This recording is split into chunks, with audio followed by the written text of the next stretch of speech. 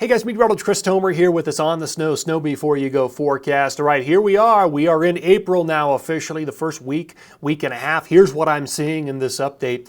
Two storm systems between 4-3 and 4-11 to affect the west. You can see the timeline here for the Wasatch, Tetons, Colorado, the Sierra, and the Northeast. And by the way, the Northeast, you've got heavy snow continuing through 4-4 and then light to moderate snow accumulation into 4-5. So here's another example of how you read this. In the Wasatch, I'm forecasting light to moderate snow accumulation on 4-5 and then heavy accumulation on 4-6. In Colorado, I'm forecasting heavy snow accumulation starting the afternoon of 4-5 all the way through 4-6 and then moderate accumulation on 4-9. So we'll look at all this in this forecast update. I want to show you my spider chart, odds of best snow next 5 to 7 days. So more purple higher on the web represents better odds of accumulating new snow, and that's a lot of Colorado. That's especially the western slope of Colorado. That's the Wasatch, that's the Tetons, that's a lot of Montana. That's parts of Banff and interior BC, Idaho, Wyoming. So there's a number of places included in this, and the Northeast, of course. You've got heavy snow accumulation. All right, let me take you over to water vapor satellite imagery here and just kind of give you the lay of the land. So on this, what we're looking at is a moisture aloft in the whites, the blues. So we've got a storm system right here and another one behind it. So both of these will become that two-storm cycle I was talking about, both of them riding the jet initially into Canada, and then they're going to start to run down through the Intermountain West. And again, that second storm will go even further to the south, almost into Mexico, before it swings back through New Mexico and Colorado very late in the period. In fact, here's the forecast jet stream by close of day on 4-4. Here comes our first storm system with a buckling northern branch out of Canada. That rolls through California, and then into the interior, 4-5 and 4-6 through Utah, Idaho, Montana, Wyoming, Colorado on 4-6. There's the jet. There comes the second storm on 4-7. It goes even further to the south through California, like I said, all the way down to the Mexico border. And then it reemerges right here around 4-9, 4-10 in New Mexico and Colorado. And it could spin up into a Colorado storm system, and then it moves away, and we're going to get into some high-pressure ridging there by 4-12.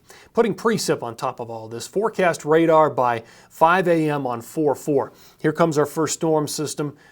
Moving south, and then it starts to break from California into the interior, 4-5, 4-6. Snow for the Wasatch, Tetons, Idaho, Montana. Snow moves into the western slope of Colorado especially. And then we start to see it kind of deform up there in the northern plains with heavy snow from Montana and Wyoming. Second storm, look at it here, kind of sneaks in from the south on 4-8, 4-9. Could become a Colorado storm. Northern New Mexico gets snow out of this, but that's 4-9. And then it would tend to move away by 4-10, 4-11. And then it's a much drier period right here by the time we get into 4-12. Okay, here's what I'm seeing as far as grand total snowfall. So this is by late 4-12.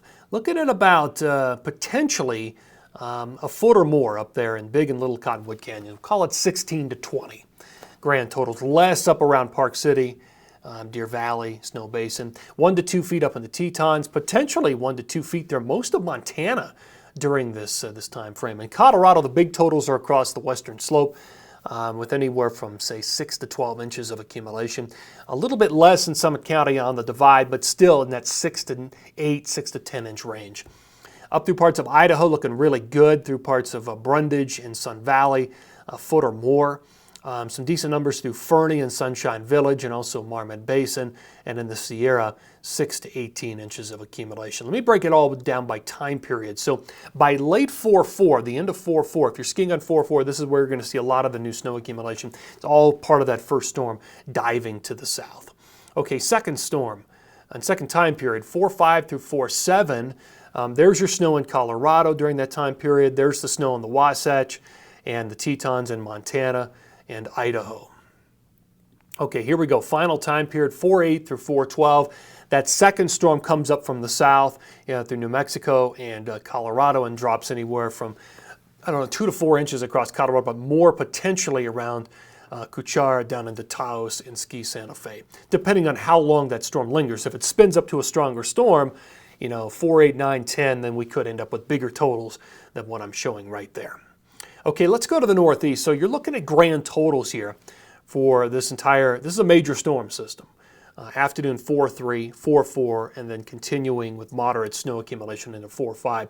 Grand totals of a foot or more at most of the major ski areas through parts of New York State, Vermont, New Hampshire, and Maine. The biggest totals of potentially 2 feet up there in parts of Maine and maybe even more up on Mount Washington. But you'll notice 65-mile-an-hour wind gusts with this on 4-3 and also early 4-4 before the winds start to drop gradually down.